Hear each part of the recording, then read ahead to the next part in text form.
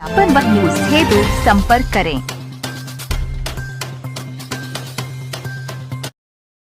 संयुक्त पेंशनर्स कल्याण समिति उत्तर प्रदेश का महाअधिवेशन रविंद्रालय चारबाग में आयोजित हुआ। इस अवसर पर पेंशनर्स बड़ी संख्या में कार्यक्रम में उपस्थित रहे। महाअधिवेशन में मुख्य रूप से NRMU के महामंत्री शिव गोपाल मिश्रा, राज्य कर्मचारी संयुक्त परिषद के अध्यक्ष हरि किशोर तिवारी भी उपस्थित रहे। ओंकार नाथ तिवारी सह संयोजक ने लंबित मांगों एवं समस्याओं के बारे में बताया। तो सारे बुजुर्ग ही ये हम ही को क्यों इतना धन्यवाद। अपने छोटे बच्चों नौकरों से जिसकी जो स्थिति है, नाश्ता पानी अपने बेड पर लेने वाले सारे लोग उपस्थित। समय कम है, एक अनुरोध आपसे करूंगा। बैठे बैठे आदरणीय पाठक जी से वार्ता हुई, वो भी भले से अब कुछ काम नहीं है। हमने मैं जब joint action committee of employees and teachers का जी सामने सर सामने आंदोलन चल रहा था, हम आपको प्रॉमिस करते हैं कि ऑल इंडिया फेडरेशन से अब कुछ काम नहीं है।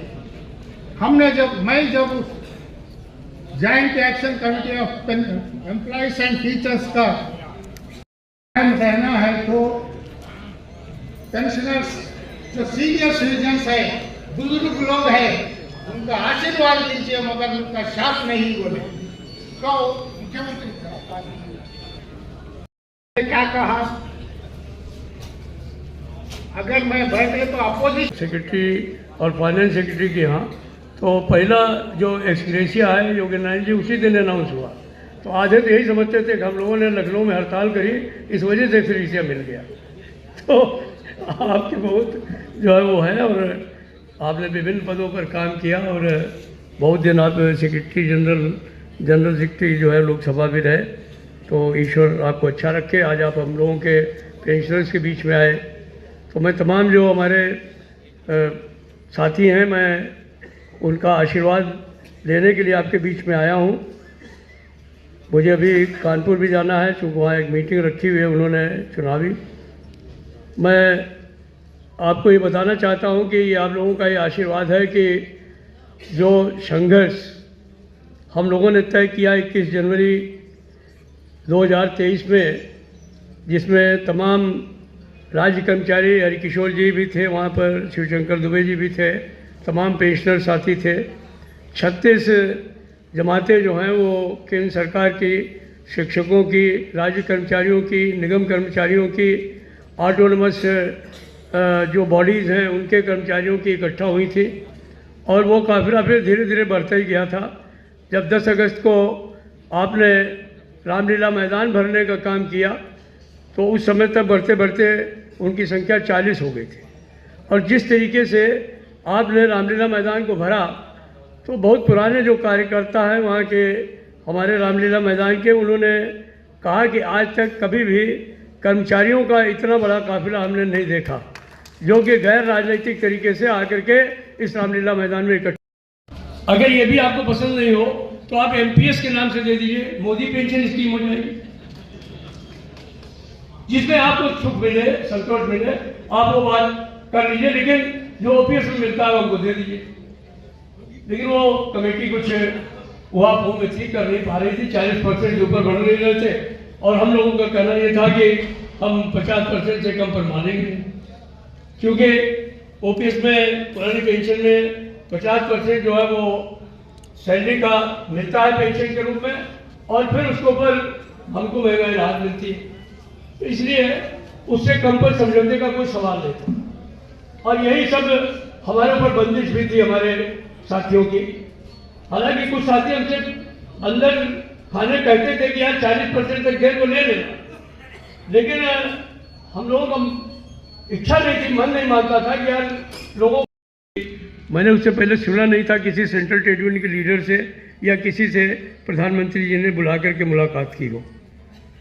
तो मन में ये विचार आया कि प्रधानमंत्री जी मिलना चाहते हैं, इसका मतलब हमने कहा कोई मंतव्य हो, कोई कारण हो बताइए। कहने के नहीं, वो आप लोग जो है बार बार थ्रेट करते हैं। उससे पहले हम लोगों ने एक हड़ताल के लिए बैलेट ले लिया था, हालांकि आपके लिए ज़रूरी नहीं था, लेकिन काम करते हैं, उनके भावी जीवन को सुधारने के लिए काम करते हैं, उनकी लिविंग कंडीशन के लिए काम करते हैं। हम सरकार बनाने और गिराने के लिए काम नहीं करते हैं। और ऐसा भी नहीं है कि हमने लड़ाइयाँ नहीं लड़ी हैं, हमने 3 नेशनल हड़तालें लड़ी हैं और वो तीनों नेशनल हड़तालें बाय द वे वो गए जमाने की सरकार से लड़ी हैं। बहुत जुल्म भी झेला हम लोगों ने 60, 68 और 74 में। तो ऐसा नहीं है कि हम पूरे उत्तर प्रदेश के पेंशनर जो सैकड़े नहीं है। आज आपका अधिवेशन चल रहा है, क्या है मांगों को लेकर? कल्याण समिति हो रहा है और ये महाधिवेशन इसमें लगभग 18 प्रदेशों के विभिन्न संगठनों के प्रतिनिधि आए हैं, पदाधिकारीगण, और हम लोग जो माननीय मुख्यमंत्री जी को बुलाया गया था, पहले ही कह दिया था कि उपमुख्यमंत्री का अनुरोध था कि भाई जो कुछ आपकी समस्याएं अलग से बता दीजिए। तो हम लोगों द्वारा मांग पत्र दे दिया गया था। मांग पत्र लेके चाहूँगा कि राज्य सरकार इस पर ध्यान दे और बहुत से प्रदेशों में राशिकरण की कटौती का आदेश हो भी चुका है। 10 वर्ष पंजाब, हरियाणा, इन्होंने 10 वर्ष पर आदेश जारी कर दिए कि 10 वर्ष से अधिक कटौती नहीं होगी। और गुजरात सरकार ने 2 वर्ष पहले ही 13 वर्ष की 15 वर्ष के स्थान पर 13 वर्ष कर दिया था।